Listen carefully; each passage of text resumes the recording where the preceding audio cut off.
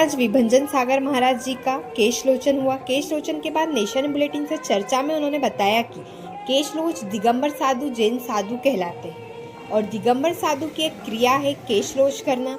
उनके 28 मूल गुण होते हैं। 28 मूल गुण में एक होता है केश लोच करना, जो अपने हाथों से अपने बाल को, दाढ़ी, मूछ और सर के बालों को अपने हाथों से उखाड़ के फेंक देना, वो कहलाते हैं केश लोच की क्रिया। देखिए रिपोर्ट।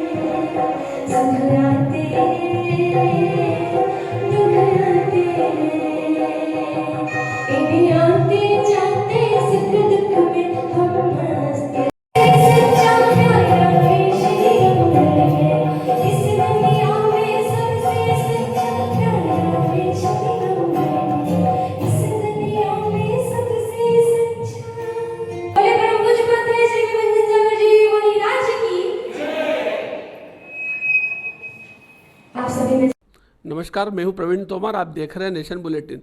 आज हमारे साथ है विभंजन सागर जी मुनिराज महाराज। आज इनका केश लोचन हुआ है। केश लोचन को पूरे समाज ने देखा। आज हम उनसे बात करेंगे केश लोचन के मामले में और उनसे जानकारी लेंगे कि केश लोचन क्या है। केश लॉन्च दिगंबर साधु जैन साधु कहलाते हैं और दिगंबर साधु की एक क्रिया है केश लॉन्च करना। उनके 28 मूल गुण होते हैं। 28 मूल गुणों में एक मूल गुण होता है केश लॉन्च करना, जो अपने हाथों से अपने बालों को, दाढ़ी, मूछ और सर के बालों को अपने हाथों से उखाड़ कर फेंक देना, वो कहलाती है केश लॉन्च की क्रिया। ना शरीर के अपने बालों को कटवाते हैं, ना शरीर के बालों को बनवाते हैं, अपने हाथों से उखाड़ते हैं। कटवाना कैंची से है, बनवाना उस्तरा से है, तो मुनिराज ना कैंची का उपयोग करते हैं ना उस्तरा का उपयोग करते हैं, अपने हाथों से ही अपने बालों को उखाड़ कर फेंक देते हैं। उत्कृष्ट चर्या में मुनिराज 2 महीने में अपने केसों को उखाड़ते हैं, मध्यम 3 महीने में और जघन 4 महीने में तो केस को उखाड़ कर फेंकना ही होता है। ये उनकी क्रिया है। शरीर से ममत्व भाव का त्याग करना केश लॉन्च कहलाता है। अपने शरीर के प्रति उनको किसी प्रकार का कोई राग नहीं है, उस राग का त्याग करना, ममत्व का त्याग करना केश लॉन्च कहलाते हैं। कहते हैं शरीर की सुंदरता चेहरे से होती है और चेहरे की सुंदरता बालों से होती है। तो मुनिराज उन सुंदरता का त्याग करने के लिए अपने बालों का त्याग कर देते हैं, अर्थात बालों को ही छोड़ देते हैं। लोग कहते हैं बालों में लोग सुंदर लगते हैं, लेकिन मैं कहता हूँ जो मुनिराज 2 त्यागी वृत्ति होते हैं अपने बालों को त्यागने के बाद और सुंदर हो जाते हैं। जब बालों में रहते हैं तो उनकी उम्र लगती है लगभग 45 साल 40 साल हो, और जब केस लॉन्च कर लेते हैं तो उन्हें उनकी उम्र भी ऐसा लगता है जैसे घट गई हो और 20-22 साल की उम्र के वो लगने लगते हैं। ये केस लॉन्च एक शरीर से अपने ममत्व भाव का त्याग करने की क्रिया है। केशलोंच वैराग्य को बढ़ाने की क्रिया है। केशलोंच अहिंसा का प्रतीक है और केशलोंच त्याग का प्रतीक है। इससे अहिंसा धर्म का पालन भी मुनिराज करते हैं। बालों में किसी प्रकार के कोई जीव की उत्पत्ति हो जाए तो उन जीवों का उनके द्वारा कोई घात ना हो जाए, उनका मरण ना हो जाए, इसलिए वो कैंची और उस तरह से बाल ना कटवा के अपने हाथों से उखाड़ते हैं। और यदि इसमें भी किसी कारणवश किसी जीव का अगर कोई घात हो जाता है, अगर हो जाता है, कोई सूक्ष्म जीव जो आंखों से दिखने में नहीं आता और उसका अगर घात हो जाता है तो उसके प्रायश्चित स्वरूप उनको उस दिन उपवास भी करना होता है। वो प्रायश्चित करते हैं और जिस दिन केशलोंच करते हैं उस दिन चारों प्रकार के आहार का त्याग करके उपवास को धारण करते हैं, अगले दिन उसकी पालना करते हैं। ऐसी दिगंबर मुनि की केशलोंच की क्रिया होती है। जब महावीर भगवान साक्षात यहाँ पर थे तो महावीर भगवान के सामने जब गौतम स्वामी पहुँचे उनके गढ़धर, तो उनके सामने जाकर ही उन्होंने पंचमुट्ठी केशलोंच करके दीक्षा को धारण किया था और संयम को धारण करके दिगंबर मुनि बने थे। तो मुनि बनने की एक प्रक्रिया है, एक अभ्यास है और एक भगवान बनने का अभ्यास कहें तो उसमें कोई अतिशयोक्ति नहीं होगी कि केशलोंच करके अपने शरीर से ममत्व त्याग करके वो अपनी साधना में संलग्न होते हैं। महाराज साहब, आज मैंने देखा जब केशलोचन चल रहे थे तो कई महिलाओं को या कई पुरुषों का, कई जितने भक्त थे उनके आंखों में आंसू था, बड़ा दर्द भरा था। तो आप बताना चाहेंगे इस मामले में कुछ? क्योंकि वो श्रावक हैं और श्रावक रागी होते हैं और संत बैरागी होते हैं। तो श्रावक जब रागी होता है तो उसे उसका अनुभव है कि जब उसके शरीर का एक बाल खिंचता है तो उसको कितनी पीड़ा, कितना दर्द होता है, वो उसको अनुभव होता है।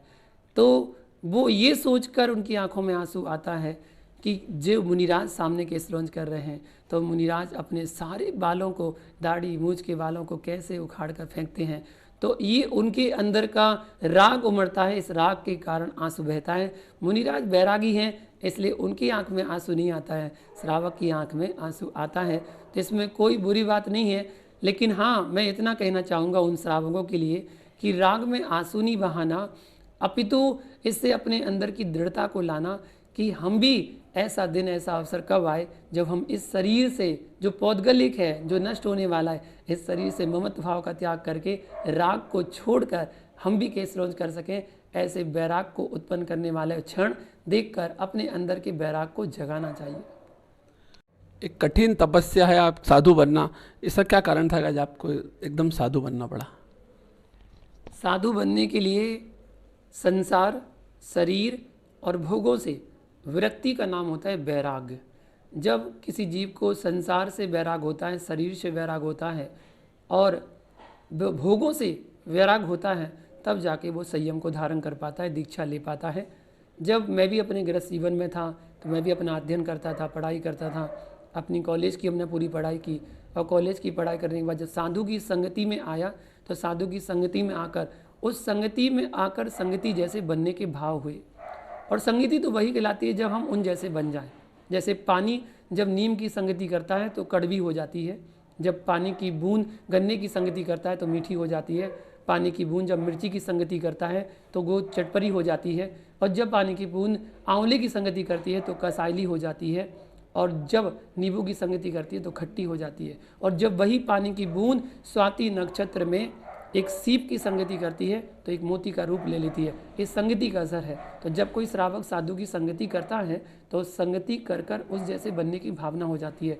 तो वही वैराग का क्षण मेरे जीवन में आया और मैंने भी उस वैराग को अपनाया, चाहे वो कठिन तपस्या कैसी भी हो। जब हम उस क्रिया को करने लगते हैं तो कठिन से कठिन कोई भी कार्य हमें सरल ही लगने लगता है।